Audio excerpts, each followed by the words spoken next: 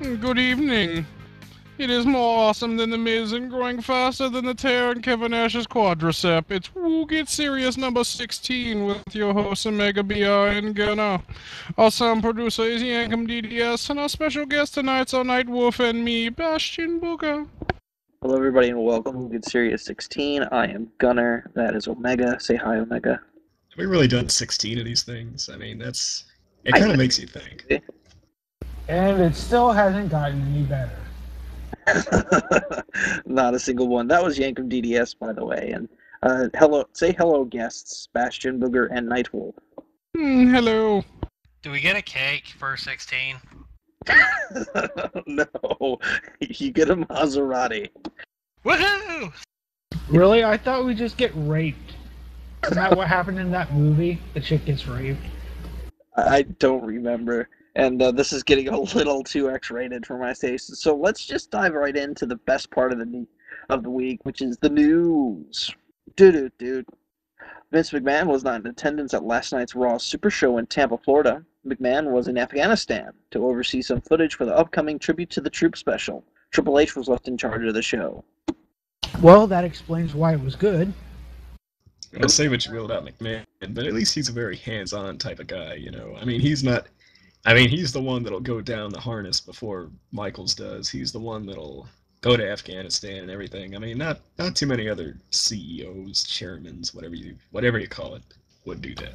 I don't know about that. The CEO of GoDaddy went to Africa or whatever and shot an elephant. Wait. Let me get this straight. Vince McMahon is a good CEO because he's very hands-on and he goes down. Thank you. You would be correct.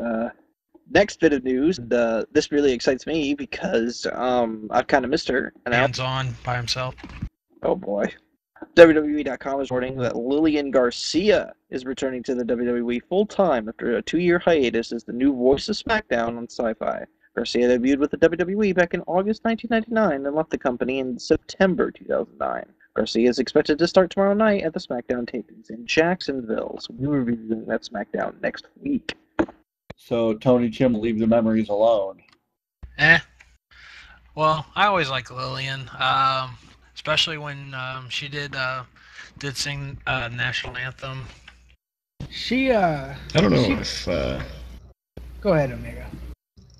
I don't know if Tony Chimmel, if Vince McMahon owes Chimmel a life debt or something, or what. He's there, but he's never really I mean, you know, if you go to a live show, you see him tearing down the ring and building up with the rest of the ring crew, and you know, there are certain videos that have been online of leaked feed footage where he's just everybody's making jokes about him and everybody's kind of berating him, and he's just kind of I don't know, he's the brother of the whole company, so it's kind of, this isn't exactly a shocking thing that they would kind of replace him, especially for Lillian, who, you know, is, say what you will about her, but, you know, she's like she's a figurehead, you know. It would be like Lawler not being on the booth at Raw, or Jim Ross, for example. What Omega's trying to say is that she has breasts. And she has breasts for 10 years, and they were used to, you know, announce, and was basically the voice of the Attitude Era and the subsequent era afterwards. And when she went away, I actually was really surprised at how much I missed her announcing. And while Justin Roberts is perfectly fine at what he does, Lillian's better. Just saying. She has her share of botches in there. I seem to remember Woo kind of ripping into her now and again, but I think it was probably done more in love than in hatred. Speaking of things that fill me with rage anyhow, while there have been rumors that WWE would be changing the title belt design for the WWE title, including WWE.com doing an article about the idea, at this time there's no plan to change the title. There's been a fake YouTube video out there claiming to show the design of the new title, but this is not real. They have been or there's also been rumors that they could go back to an older design, possibly the title design used before Cena started using the spinner belt, but again, there's no official change currently in the plans. God damn it, why not? Because kids buy the crap out of spinner belts. But that doesn't make sense, because then kids would buy the new design because the spinner belt would be out of, use. Here's the thing: if you have John Cena go out there with a turd, okay, and you have him go, "This is the coolest fucking turd in the history of fucking turds," kids would buy the fuck out of that. And if they couldn't buy the fuck out of it, they would make their parents buy the fuck out of it for them. I think it's just one of those things they really just don't care to really acknowledge at the moment, if they don't really have to, because, well, kind of like the logo. A lot of people used to clamor that they should change the logo from the scratch because, the Attitude Era was over and, they had to get the F out and everything. But here we have, they've kept it for over 10 years now. And yeah, we have this kind of this sleek WWE Network logo, but there's not much of an indication that that's actually the new company logo. So it's probably just one of those things, they feel that it has a certain iconicism. I think that's a word. Iconicism to it. And it's just not a high priority on the radar. Even though it certainly benefit from a change. I still to this day do not understand why they didn't just take the WWF scratch logo and add an extra scratch on there so that it was an E and use that. I don't know. Probably too similar. I've seen mock-ups of that. Yeah, I mean, I've seen mock-ups of something like that, and that current one would look better, without the E part. Just, I don't know, maybe because I'm used to it. I don't know, but it somehow it just kind of looks better. All I know is the WWE network symbol looks like the Knight Rider hood. The Hoff. Let's see here. WWE's annual Beat to the Troop show has garnered itself some celebrities this year, including Mary J. Blige, Maria Menounos, George Wallace, and Miss USA Alyssa Campanella. Nickelback will also be there. The hour-long special airing on Saturday, December 17th at 9 p.m. Eastern on NBC is the fourth of these shows. The show, which will be recorded at Fort Bragg in South Carolina, will also include the messages of encouragement and thanks from various celebrities such as Matthew McConaughey, Hugh Jackman, The Muppets, Robin Williams, Bradley Cooper, and Nicole Kidman, amongst others. Neat. I used to live near Fort Bragg as a, I can't really call myself an Army brat per se, but I was a military kid, sort of. I've been there. And that place is, it's massive. It's where they do basic training for people who just signed up for the Army. So they're going to have a lot of new people, people that have just signed up and just gone through basic training are in basic training still at the show. It's an interesting switch from being over in Afghanistan or Iraq, and then to bring it back here. This should be interesting. But it's tribute to the troops, and I mean, yay, tribute to the troops. It's almost always a good show. Is it just me, or are they really scraping the bottom of the barrel for the celebrities this year? I mean, really? Nickelback? Hugh Jackman? I think not, my friend. Moving Well, they're cutting costs, They probably traded them a beef sandwich or something. I heard a story that Chad Kroeger can wrap his cock around his wrist. And that's all I got to say of Nickelback anymore. Because, I mean... The Miami Herald has an interview with Dolph Ziggler. In an excerpt of the interview where he discusses his match with CM Punk, he says, "A lot of people enjoyed the match, and my family and friends liked it. Honestly, since last Monday, I haven't been able to sleep that well because I really wanted that match to be one of the best ever, and it wasn't.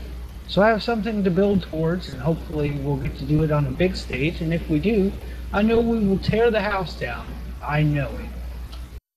Well, this is Ziggler pretty much showing off if his confidence with I guess his newfound push. I'm pretty sure they're grooming him towards main event status. They're building the current U.S. title to eventually get it away from Ziggler, and then having Ziggler move on to the main event. And that match was really good. I mean, yeah, it could have been better, but hey, like Ziggler said, that's something to build towards.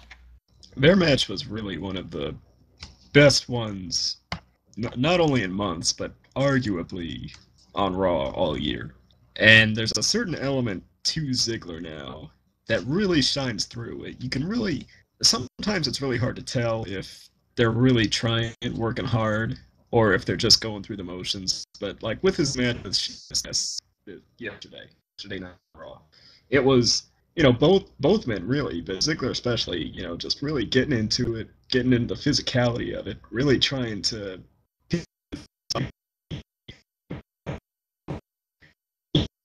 Is that just him?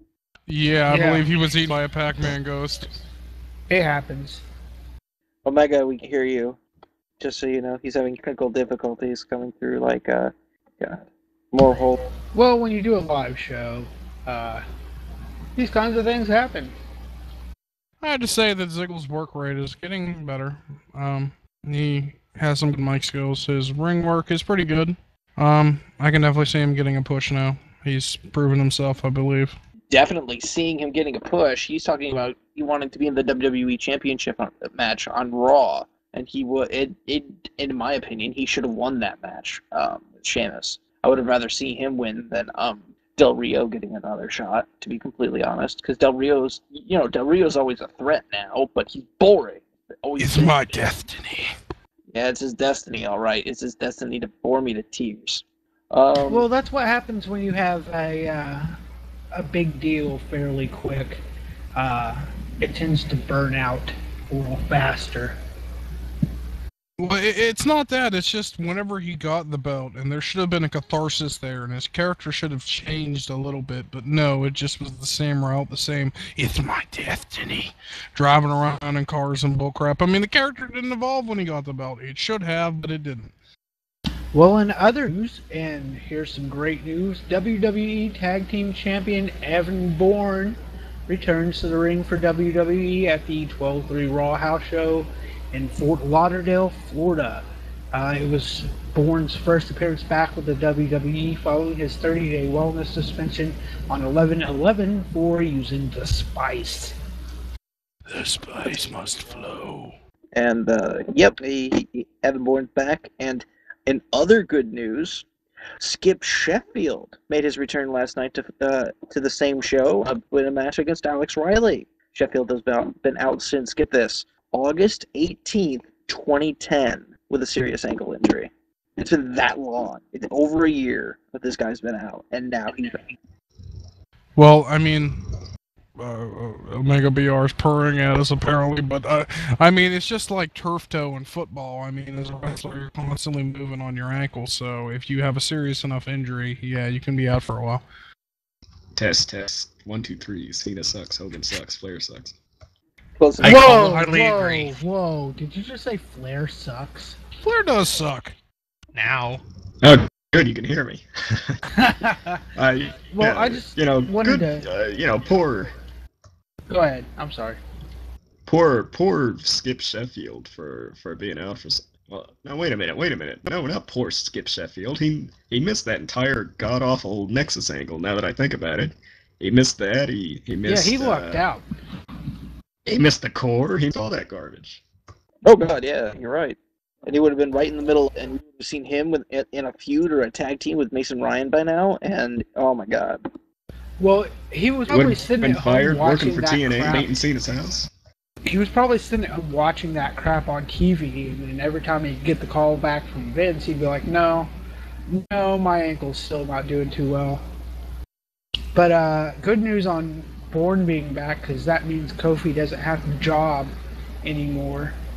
Now, maybe he can actually win some matches and won't be punished for Bourne using fake weed.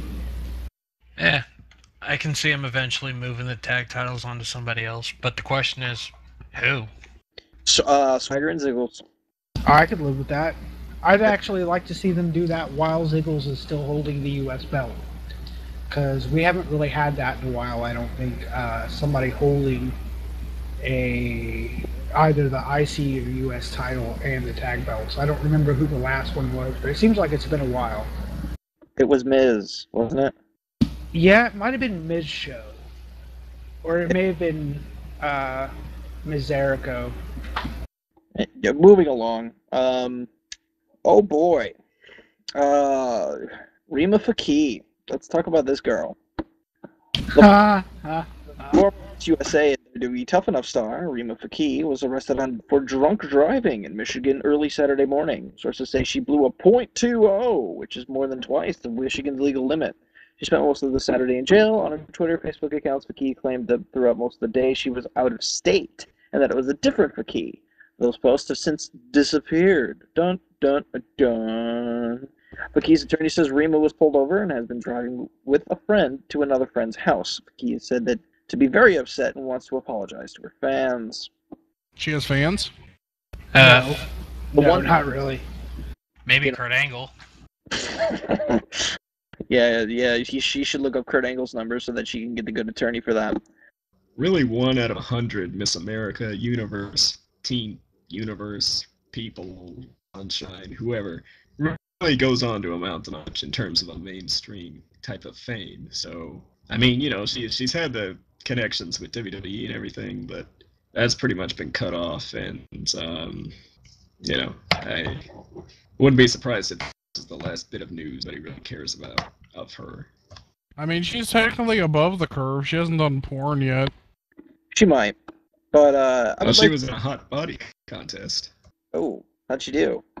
I don't know, but I've seen the photographs. Oh, Omega, what would we do without you? Okay, so if You guys have seen him too. No. I haven't. Nope. I'm sure you have. I'm gonna link it right now. Now we have. And for those of us with the benefit of the blip.tv feed, we will be throwing that up for you right there. The link and the pictures, because I'm sure that you'd want to see what Omega's been looking at. But for those of you watching Blip TV, you can also look closely. Look at that. Look at the thingy right there. You know what that is? WWE Divas Karma's new engagement ring is actually a 2-in-1. It's a ring on a ring. Yo, dog, I heard you like rings, so I put ring on your ring so you could wrestle while you get engaged. And TMZ has obtained a pic of what might be the coolest piece of jewelry ever forged by man. Versus close to Karma, real name Kia Stevens, tells TMZ that the Diva's fiance popped the question a few months ago, and with a rock like that, it's no surprise she said yes. No date on the nuptials has been set, but we're told Stevens, currently on maternity leave from the WWE, is planning to tie the knot in June. That, George Clooney, is how you propose to a diva. This thing is awesome. I want one. I would totally wear that, despite it being a women's ring, just because of how awesome it looks. It's kind of a double-edged thing with me, because on the one hand, it does look kind of, and it reminds me of Booker T's ring, like ring that he has that he kind of shows off now. But on the other hand, it kind of looks like one of those kind of gaudy pieces of jewelry that you buy somebody because, just like a big ring with a soccer ball on it because they coach soccer, or, a ball of yarn because, it's kind of a little bit gaudy. But, I don't know, it's 50-50. I think it's supposed to be gaudy. It's an engagement ring. The whole point of an engagement ring is so women can put it on and be like, hey, look at this huge fucking thing on my finger. It says that I'm getting married. And you're not. Yeah, I suppose that's true. I guess any other ring would have fallen in comparison. Yeah, I'm sure that ring is like a size 15 or something. Has to be. In other news, WWE.com has pulled an article counting down the 7 biggest turkeys they had put up last week, as it turned out to be controversial. The list was scrutinized by fans and former talent alike who felt it was hurtful as well as hypocritical. Former WWE performers Vito and Kazarni both took to social media outlets to respond to being labeled turkeys. Vito's comment on Facebook stated that a lot of people are upset with WWE today. They spoke of me in a negative way, which put the fans in shock. How would they post something like this on a holiday? I have a family and the kids are all upset. I thought they had an anti-bullying policy. Lagrasso, who was Vito by the way, stated in a subsequent interview that he had planned to take the matter to GLAAD and TMZ, pointing out the hypocrisy in WWE bullying him when they have an anti-bullying campaign in place. Kazarni shared similar statements regarding his former employees' demeaning piece, as he called it a dick move. And in a YouTube video, he also added later on Twitter, so much for anti-bullying at WWE and at Joey Styles. Receiving tons of positive messages is the only thing that saved my Thanksgiving that you wrecked. I just want to know, honestly, were his kids, like, in tears because the WWE called their dad a turkey? Like, really?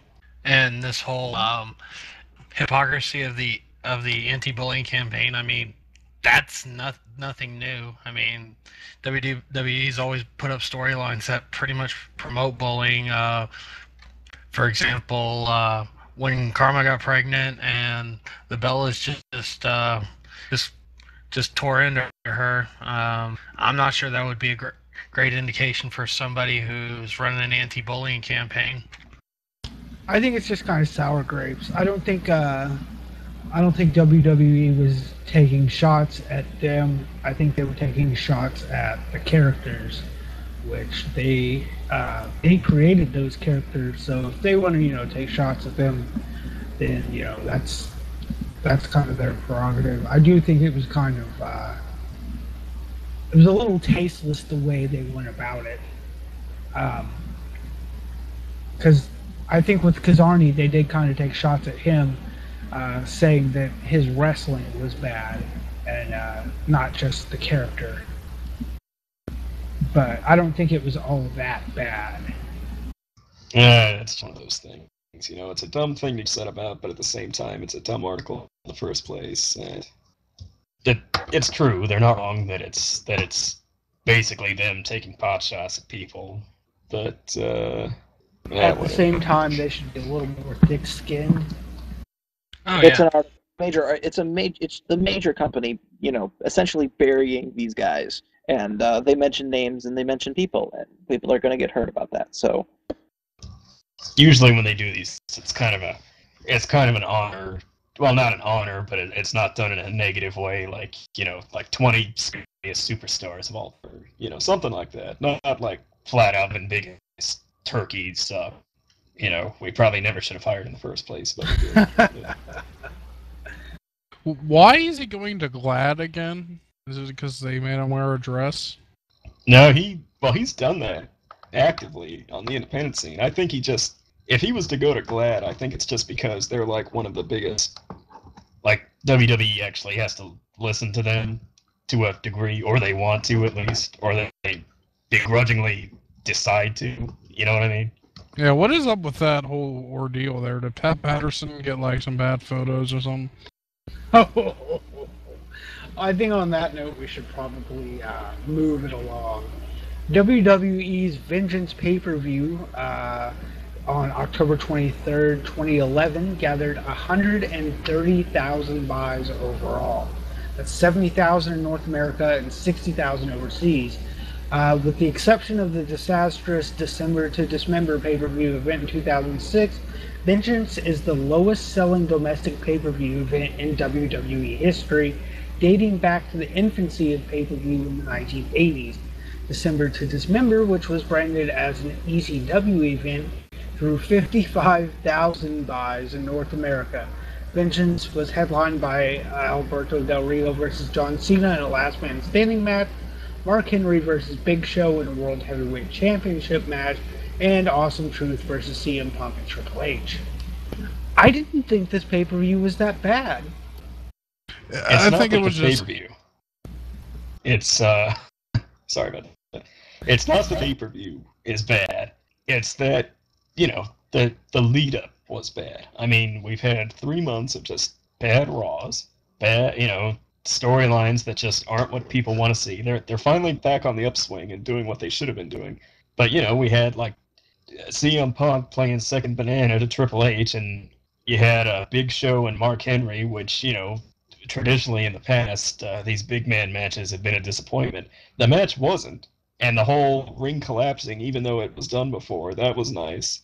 And even Del Rio and Cena's match was pretty nice. But that's the thing, you're not going to buy the show at 10:12 at night after you heard the ring just collapsed. You buy the show before 8 and accept what you get. And not very many people were willing to do that, obviously.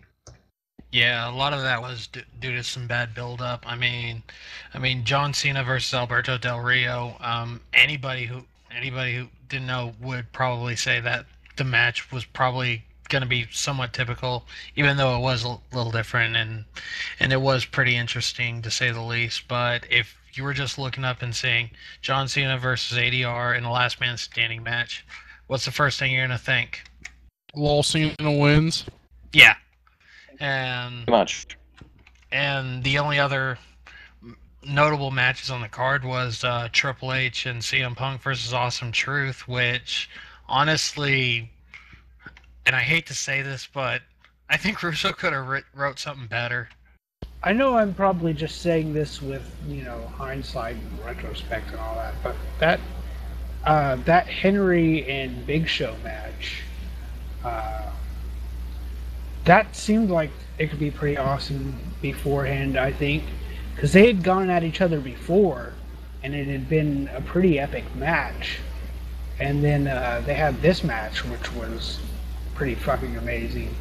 So, I mean, that's another one that was on the card that would be good. You would think might entice people to want to see what was going to happen there with these two giant men getting in the ring. And probably the biggest issue of it all is the amount of pay-per-views. I mean, Vengeance. I would probably say it would also come down to they're putting out way too many pay-per-views, which has been said in the past. Their current schedule of 13 should probably drop down some just to get more buys. Well, we got some news about that, actually. Coming up on our next little news bit, the launch date for the WWE Network is set. April 1st, 2012. No, that isn't an April Fool's joke. That is the same day as WrestleMania, actually. The Sports Business Daily has a big article up on the WWE Network, including many details about the launch. Here are the highlights. WWE is telling potential partners that the network will launch in 40 million homes. Comcast is working with the WWE to help them clear cable and satellite systems as a part of their ongoing relationship, now that Comcast is merged with NBC Universal. A network head has not been named, but WWE is currently looking for somebody with reality TV experience. According to sources, there is talk of sports team programming on the network in an effort to reach outside of the wrestling content. Suckerman Counseling Group is currently working with the WWE to help staff 200 positions for the network. WWE's Michelle Wilson will not comment on any carriage or advertising commitments due to the fact that they are still in negotiations. And the article stated that most of WWE's pay-per-view programming would migrate to the network. They did not say specifically if they would air live or would be replays that ran after the pay-per-view broadcast. All I know is that the reality show better have Iron Sheik in it, or I ain't buying shit. I don't remember if they ever actually announced a cast for that yet, did they? No. No, they didn't, but they had the show. They did show that that promo for it on Raw last night. I'm kind of excited to see what it's going to be. Speaking of that ad, really, dubstep? Seriously, come on now. Fucking dubstep. People have different tastes in music. I particularly don't care for dubstep, but I mean, they are pretty much making a bold move going into dubstep instead of what normally rock kind of music they usually put on for their promos. I kind of have to wonder if Laurinaitis did they kick Jim Johnson out of the booth and put Laurinaitis in the music department, because with all this downstraight and dubstep and just a bunch of weird music garbage lately. Nickelback at the tribute to the troops. Fuck it, Nickelback. Yeah, But yeah, other news. about the Go ahead, Omega. about the net about the what is it, the network. It's well, we've said before, it's kind of a risk that they're taking. More details leaking out. People are going to get excited for it. It could fail. I mean, I think it's going to have a strong launch no matter what. But I mean, what they have to understand is they're actually running a network. They can barely take care of 3-4 shows a week. Now they have to fill a whole 24 hours. And it's not that they don't have footage, but again, there are so many of these networks that start out as niche networks, like for example, D4, and then the rating, it's just so easy. And I even heard a report on this that they were thinking about maybe they would do this down the line. It's so easy for them to just pick up some reruns of Cops, or some Cheaters. The rights to some movies or something, and play those, and they get better ratings than their own programming, and hopefully that doesn't happen. But it's a gamble. Just like the XFL. During CM But Punk's it didn't borrow money. Go ahead. All right, I'm done. Yeah, this is. All right.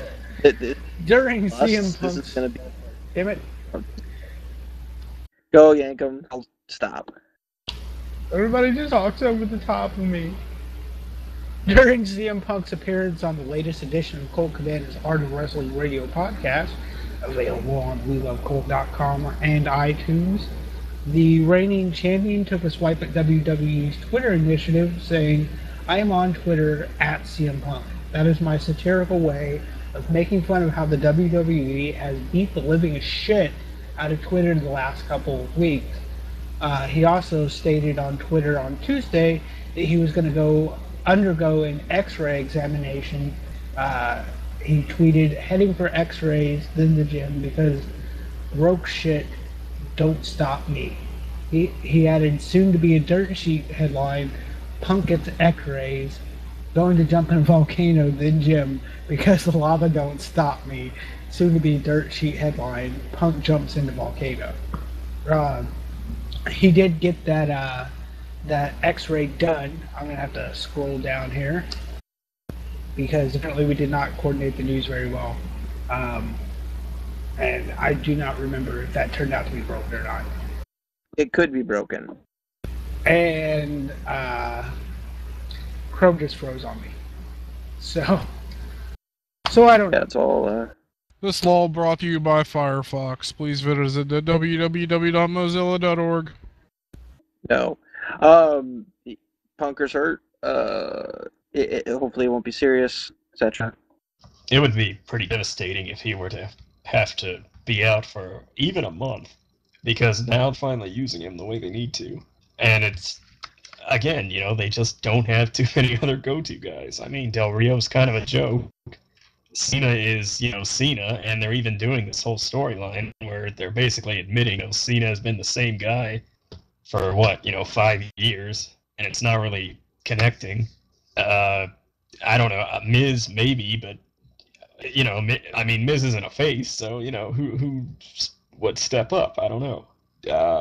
That report that they want R-Truth to come back as a face, but if that's the truth, I think that's going to be a huge disaster, quite honestly. Yeah, because who wants to be a little Jimmy?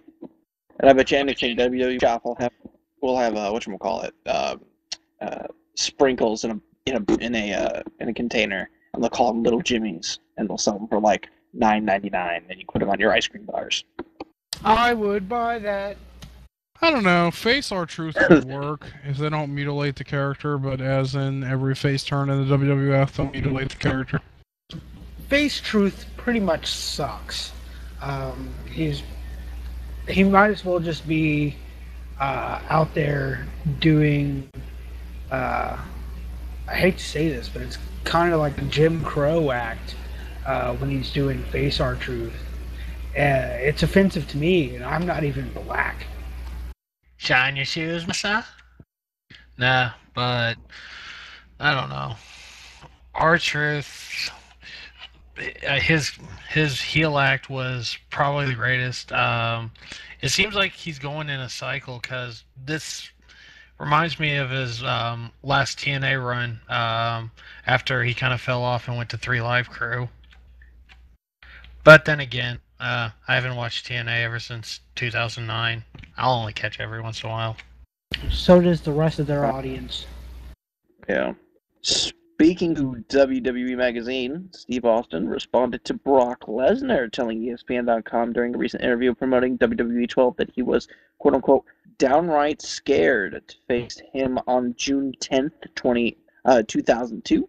Raw, Austin Balkan facing Lesnar, feeling that the marquee bout lacked proper build-up. Ultimately, he declined to attend Raw, briefly leaving the WWE. Austin responds, "It wasn't a Brock issue at all. It was a stupid business decision, and I flew off the handle. I was wound up pretty tight at the time. I thought they, the WWE, were poking me with a stick, and I admittedly handled that in the worst possible way. I never had anything to do with Lesnar. It was just a stupid business decision, and although I handled it wrong, there wasn't anyone in the company who can tell me that it was a smart move to me in that match. With no build and blow a total marquee pay-per-view rivalry that could have lasted God knows how long. I don't have any problems with anything Brock said. He's got his take on things, and anytime you can flap your gums and stir things up, well, I'm always about that." CM Punk's rant on June 27th emboldened a vocal audience looking to return to the edgier tone of the Attitude Era. That, and coupled with The Rock's return to the ring, has created a division between people longing for the days of yesteryear and supporters of the current product. Austin comments on what Attitude means to him. Quote, "It's funny to me that the Attitude Era was named that way. Guys and gals in the business have always had attitude. But for some reason, I started cutting off the hook promos, and someone wanted to label it the Attitude Era. It was an interesting way to reference that time, but WWE has always had over-the-top extreme attitudes. I don't think the answer is creating something different or bringing back the Attitude Era. I think you need to let these cats fly, kick them out of the nest and see if they can survive. The cream will rise to the top, and the weak will fall by the wayside because this is a competitive environment. That's the only way to bring any edge back to the product, about letting guys fly, talking from their hearts, their guts, and their brains. That's what makes for exciting TV. It isn't about attitude and a story." Fuck yeah, Stone Cold. But it kind of is about attitude, because honestly, the Stone Cold character came out of ECW after he just got really pissed off at WCW. I mean, you really have to feel your character. I kind of agree that whenever you're reading off a script, you're kind of going route and you're just repeating it. There's no feeling whatsoever behind it. And it really is just stupid. Well, I think that's pretty much what he's saying, is that you have to let these guys go out there and let them talk and cut their own promos.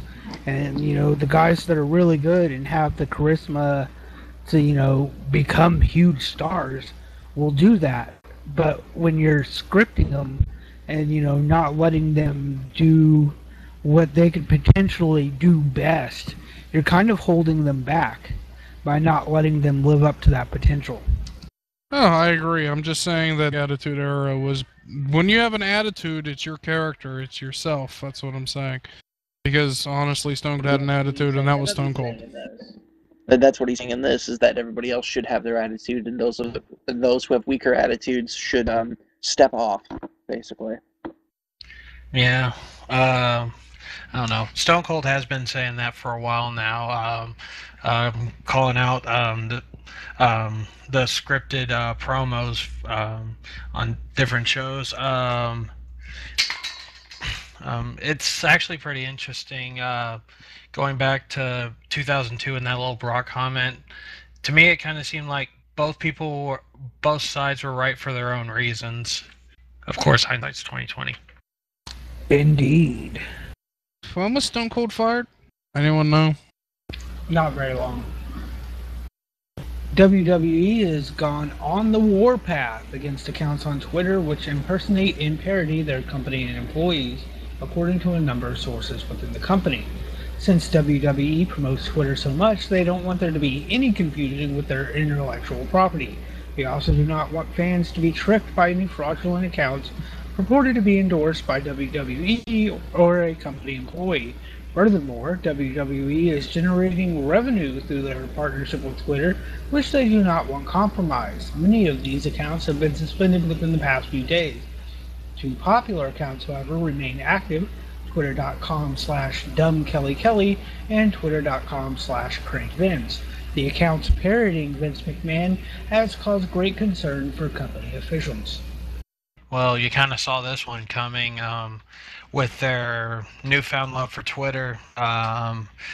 They're probably wanting everybody to think that anything by WWE is actually them, but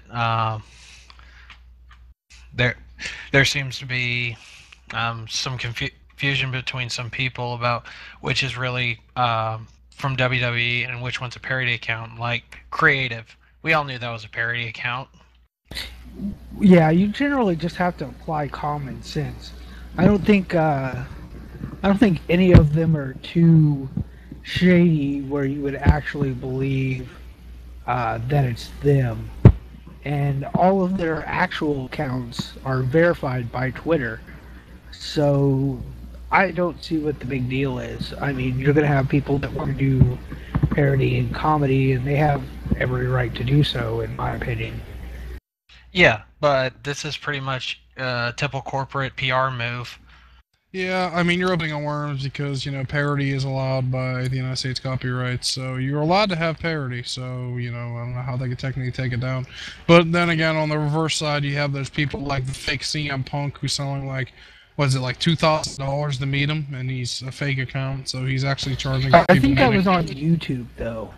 It's the same kind. I think it was YouTube, but it's still the same kind of thing. I mean, you could do that on Twitter, especially with them pushing Twitter so much. Right, but like I said, they have all their people's accounts verified by Twitter. If you go to CM Punk's Twitter page, Stone Cold's, Shawn Michaels, anybody's, the official Twitter page for a WWE superstar personality, whatever, if you look at the top left on their page, it says verified with a little check mark, so that you know it's actually them. So if you've got a little bit of common sense, all you have to do is, look there. If it says verified, then it's them. If it doesn't, then it's probably not. But I agree, it's probably just their corporate panicking, going, oh no, people are stupid, there's no way they could possibly know it's not real. You gotta remember though, to me, damn it. This is coming from a company that had an unmoderated image board put up. Oh, how I missed that thing already. During AfterBuzzTV.com's post-show for Monday's Raw Super Show, former WWE diva Maria Kanellis took a Triple H-like swipe at former colleagues Nikki and Brie Bella. Former WWE creative writer Jensen Karp recalled producing a backstage segment involving the word labiangitis.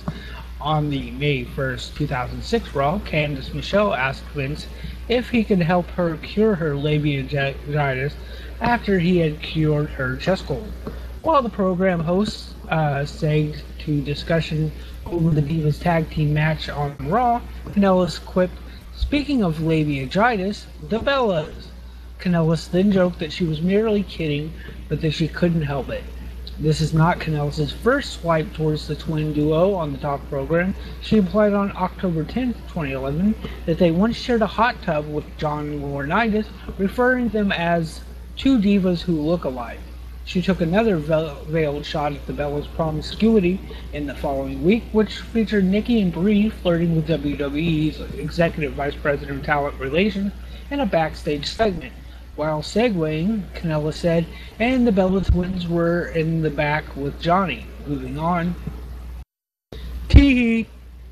Oh god, I'd be mad too. If I could pull RMD in here for a second, he could tell you all about the Bella twins, because apparently they're from the same area that he's in, and he knows all about them. And if you've heard our earlier renditions of Who Gets Serious before we actually started numbering these things, you would have heard that rant. But I digress, and we'll probably have him in here at some point or another, and he'll go on the rant. So, Basically, WWE. they're sluts, and Johnny Ace picks divas out by who will suck his dick, and that's how divas get hired. Brie, Nikki, you're gonna be big in the WWE. So how did Karma get her job again? Just by being awesome. Sometimes, if you're just awesome, you can get the job anyways. Actually, Go ahead, Gunnar. Jungle Fever. Oh, damn it.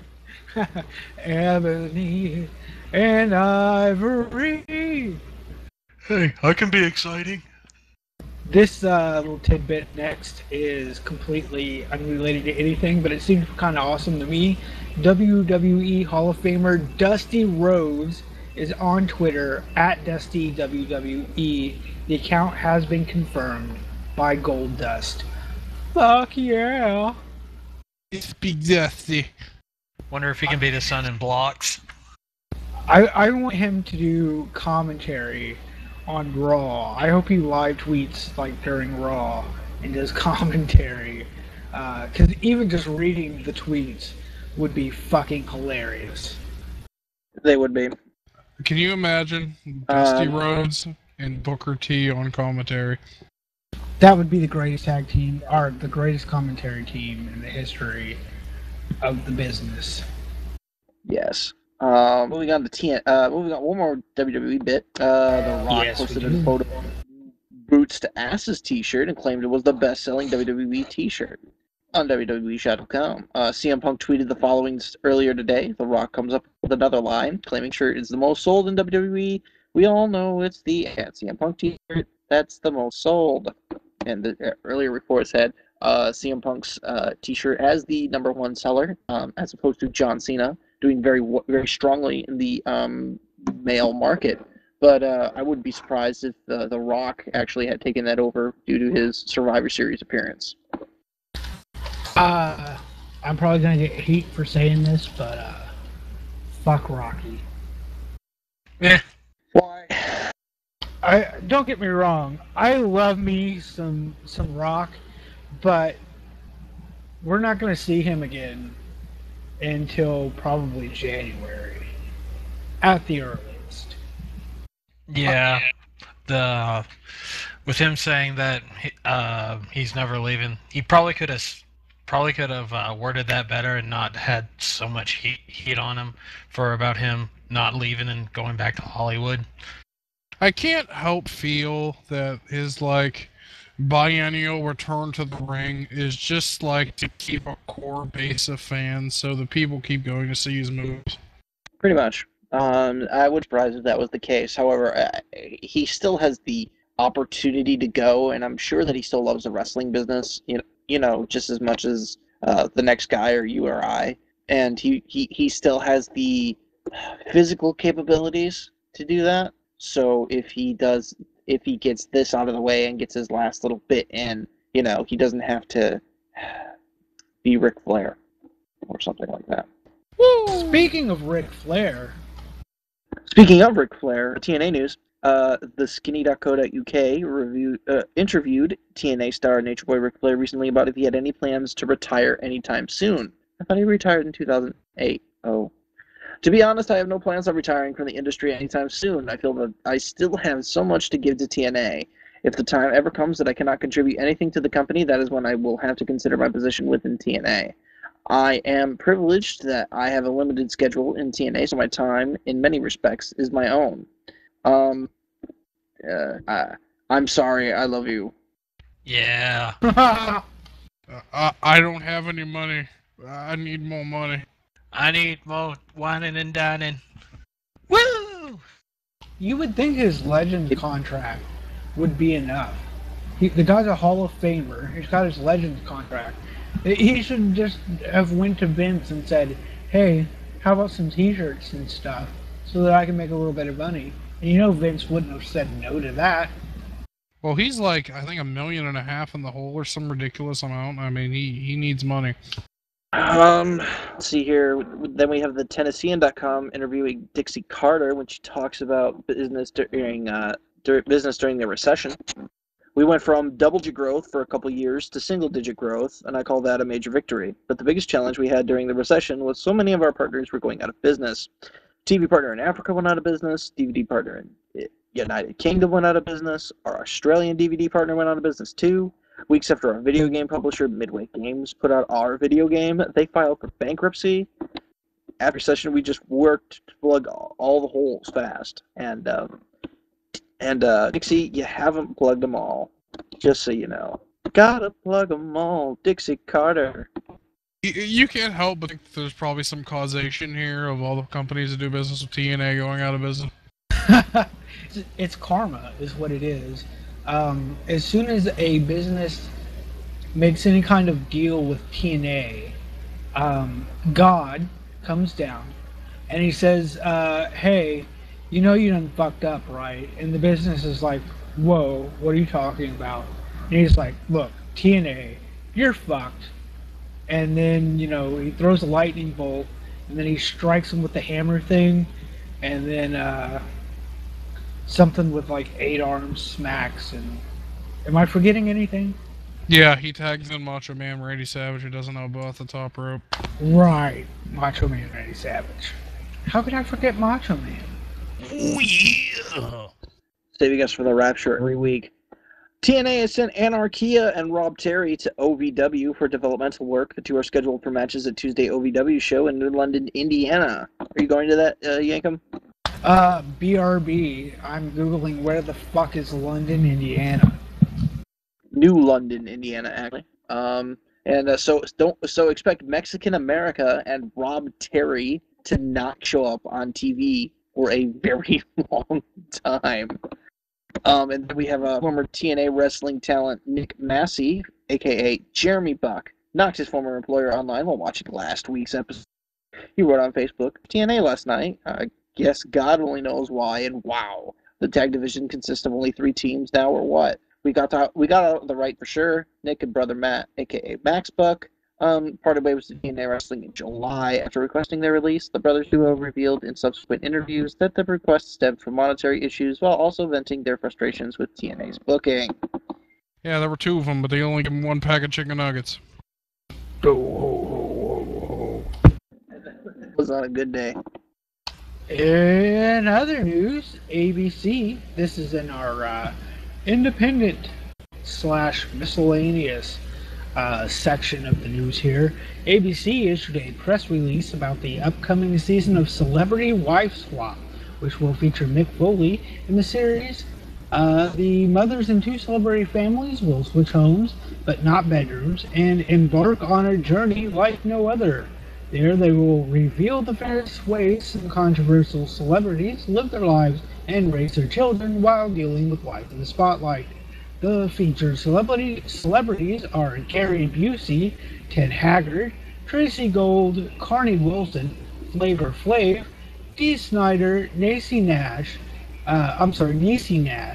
Tina Yothers, Antonio Sabato Jr., and of course Mrs. Foley's baby boy. In each of the 5 one-hour episodes, 2 mothers with very different types of household will swap lifestyles and children in a week-long challenge. In the first part of the swap, each mom moves into the other's home and adopts their new celebrity family's lifestyle, no matter how different it may be. They agree to follow a manual written by the departing mother that sets out the rules of their new household, how they parent, manage their social life, do housework, unwind, and more. In the second half of the week, everything changes. The new mom takes charge. They introduce their own set of rules and get to run the new household their way. It's a radical shock to both celebrity families. The results are explosive, enlightening, emotional, and often very funny. At the end of the show, the 2 celebrity couples will meet for the first time in a deeply and honest and highly charged exchange of views. Both couples make a frank assessment of each other and talk about what they've learned from the experience. In the process, everyone discovers what it's like to live a life quite unlike their own, and the show premieres on Tuesday, January 3rd on the ABC television network. I don't care about anything except to see Colette, because oh my god, she is fucking hot. I want to see this actually go on, and this should be really interesting to watch McFoley on pedestrian television. I don't think I think he's swapping wives rather with Sabato Jr. So I can't wait to see what Sabato's wife thinks when he's taking the family to Christmas Village every other day. I never really got the point of that whole wife swap series. Although it'd be pretty nice seeing McFoley take I forget what the other people's kids out to amusement parks and all that, because that's the McFoley we know. All I know is when someone mentions wife swap, I think about that ungodly woman, the big old fat Jesus warrior chick. That was good fun. Yeah. Oh, That's gosh. the only episode of that show I've ever seen. And it was pretty awesome. It's ungodly. Honestly, I don't think they should call it wife swap unless you get to bang the other guy's chick. Yeah. Indeed, Yeah. I'm sure some of that goes on, but they just don't record it on the camera. It is net TV after all. In other news, Nick Hogan is being sued by a woman who claims she was injured badly after the two collided on a Los Angeles freeway in 2009. Marcela Posada did not initially report any injuries when police arrived at the scene, but is now seeking damages of over $25,000. Posada is claiming that she suffered significant injuries to her body and her ride when the two collided on an LA freeway while Nick was driving home from a charity event. Wow, is she milking the wrong celebrity for money? As if he didn't feel bad enough. Nick Hogan driving Morse to you. Like, what the fuck? Like, 3 years later, she's now suing. I mean, is it just coming out now because of everything that came out with Nick Hogan not killing, but making his best friend a vegetable? I mean, I think now? maybe she didn't realize who it was. That's one possibility. Yeah. And now she's thinking, oh, well, that's Hulk Hogan's son. He must have a bunch of money. No. No. I mean, we're going on what, like almost 3 years now. I mean, there's a statute of limitations here, I would suspect. I don't know if there is a limit on how soon after you have to sue someone or something like that. Yeah. But it is pretty We'll find out. ridiculous that she's waited this long. It's also Yeah. really ridiculous that she thinks she's going to get any money out of Nick Hogan. Nick Hogan does not have any money. It's a settlement. I mean, nothing else. PW Insider is reporting that WWE Hall of Famer Chief Jay Strongbow has been hospitalized after taking a bad fall in his Georgia home. Strongbow was set to appear at the KNS WrestleFest this past weekend. Our thoughts go out to him. I believe I saw a rumor where some people were saying he might have had a heart attack. I hope that's not the case. I hope it was just, a slip and fall and he turns out all right. By the way, the statute of limitations is 2 years. So she's just getting it in. Yep. Steppin' Out magazine recently interviewed Chyna, discussing her move to porn. During the interview, she denies taking steroids, claims WWE and TNA, quote-unquote, supported her sex tape with Sean Waltman, and noted that she was part of the movement that took WWE from high school gyms to ringing the bell at the stock exchange. Oh. Wow, really? She has a very high opinion of herself. And wait, WWE and TNA supported her sex tape? What? Okay, was TNA even... Didn't that come out in like 2002 or 3 or something? Yes. Sean Waltman one, yeah. TNA was barely around. So then how the fuck could TNA have supported that? Weren't they both... No, Waltman was still with WWE then, wasn't he? Wasn't that just at the end of his final run? So she's completely pulling shit out of her ass then. I guess TNA supported it because Dixie Carter brought the tape and DJ to it for a little bit. It's just she is completely ridiculous. Uh, I don't even know what to think of China anymore. It's just How how she needs to get over this bullshit. Like it's time. It's time to move on. It's time to stop doing porn. It's time to stop doing drugs. Go out, make a real life for yourself somehow, like other people who were, not uh, completely sick wrestling that they could actually make a career out of it. Uh, and she just needs to move the fuck on. It's time to go. It's time to be past that. I just want to know how she thinks that the WWF was in high school gyms at that time. I mean, It wasn't. I mean, they haven't been in high school gyms since the WWF. I don't even think they were in high school gyms then. Like when Vince Jr. took over, they were well past that point. I bet they probably hadn't even been in high school gyms since Vince Jr. was born. They were pretty friggin' successful. Uh, Even into the 60s, they were running Madison Square Garden, I think. So they weren't even in high school gyms when she was alive. Wow. Yeah, I don't know. China's really a piece of work. Yeah, I agree with you guys. She does have a high opinion of herself. Well, in other news, SRG Films has announced that they are adapting Matthew Randazzo's book Ring of Hell, the story of Chris Benoit and the fall of the pro wrestling industry, into a feature film classic titled Crossface.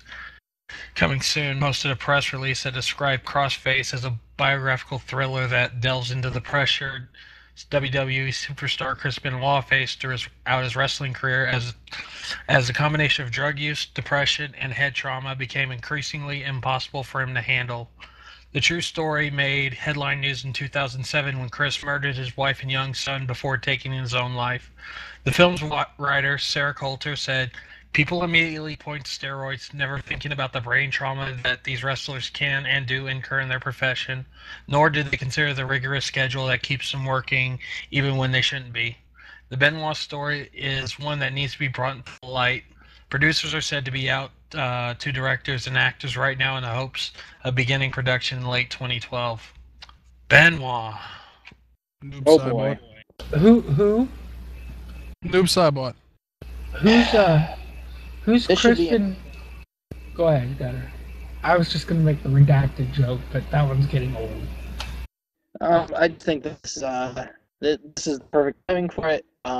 Hopefully it'll actually be something decent as opposed to something shitty, and I'll see that in my next Netflix bin in about 2013. So, according to an article by ProWrestling.com, attorneys for Devin Nicholson are stating that WWE Hall of Famer Abdullah La Butcher has indeed tested positive for hepatitis C after taking recent tests. Nicholson sued Abdullah in Canada, claiming that he contracted the disease from him, preventing him from a deal with the WWE when he was tested positive while taking tests for the company. Damn it, Abby. I mean, the strains of Hep C slightly mutate, so if they actually get a sample, they could actually trace who gave him Hep C.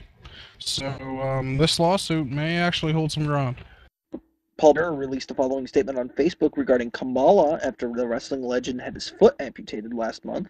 Just spoke with my longtime friend Kamala, James Harris. I managed him in 1978 when he first started. He's seen hanging in there after his foot amputation due to high blood pressure, not diabetes, as reported. Please keep him in your prayers. The diabetes. In other news, for injuries of the old, Barry Windham is reportedly doing much better and out of any imminent danger. He's still a way to go before he is completely recovered. I really hope that all three guys, Windham, Kamala. Chico, and Kamala, are all doing better relatively soon, and prayers and thoughts are with them, etc. In the latest episode of Last Call with Scott Hall narrates footage from the 1995 Midway video game WWF WrestleMania, the arcade game featuring Razor Ramon character in matches against Shawn Michaels, Bret Hart, and a second Razor Ramon. Vince was drug testing the dog piss out of us, so all we did was drink and take pills, Hawk whips during the video. He also pokes fun at his video game character performing a top move, as well as a couple of little shots at Bret Hart. I believe those shots were, oh no, Bret can't lose, he'll cry. So Razor couldn't afford any modern video games, so he has to go back and... I don't know. It's apparently either in his house or his buddy's house, but it is a very nice looking cabinet. It's not like beat up or anything like that. It's a good looking cabinet. Well, yeah. Well, the best there is, the best there was, and the best there ever will be, brother. Dude, Jack. Brother, dude, Jack, brother. Until he gets kicked in the head by Goldberg and has a stroke. Oh. Too soon. Okay, moving along. This is Speaking our of strokes, the Matt Hardy drama of the week. Matt Hardy's lawyers appeared on his behalf last Wednesday in Wake County, North Carolina courtroom and got his DWI case continued until January 12, 2012. Hardy was not in court, and as he has been ordered back to complete a rehab program.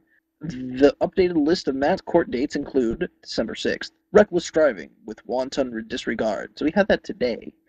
December 21st, driving while impaired, exceeding speed, misdemeanor violation of a court order. January 12th, 2012, driving while impaired. February 2nd, 2012, felony possession with intent to manufacture or sell or distribute a Schedule 3 controlled substance, felony possession of a Schedule 1 controlled substance, felony maintaining a vehicle or dwelling in a place with controlled substance, misdemeanor possession of drug paraphernalia. Matt's girlfriend, Rebby Sky, noted on the Forum Spring page that he will not be at home for Christmas this year. Most likely, if Hardy would have not violated the court order and been sent home for rehab last month, he would have had been home for Christmas. Instead, he's back in rehab. Way to go, Matt Hardy, yeah. Yeah. Hey man, Typical Matt Hart. I'm blaming this solely on Listerine. Yeah, I agree.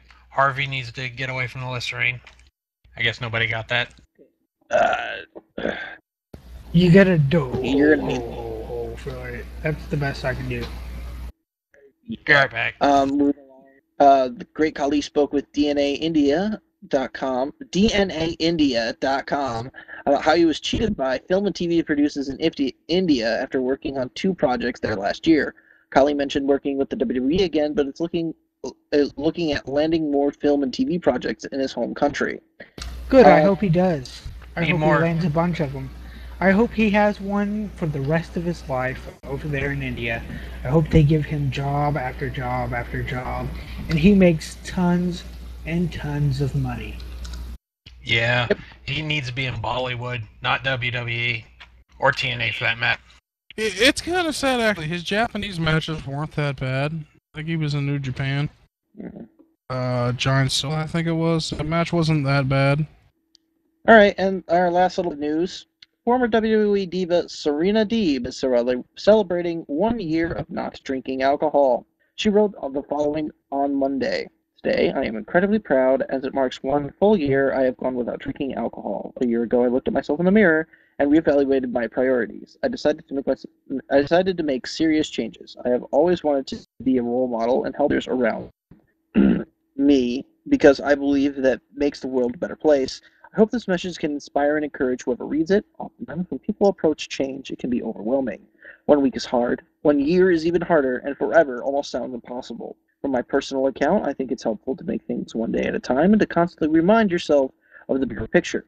We all have changes that we want to implement. A new year is approaching, and it is the perfect opportunity. Don't limit yourself, then the potential you have to live a better life.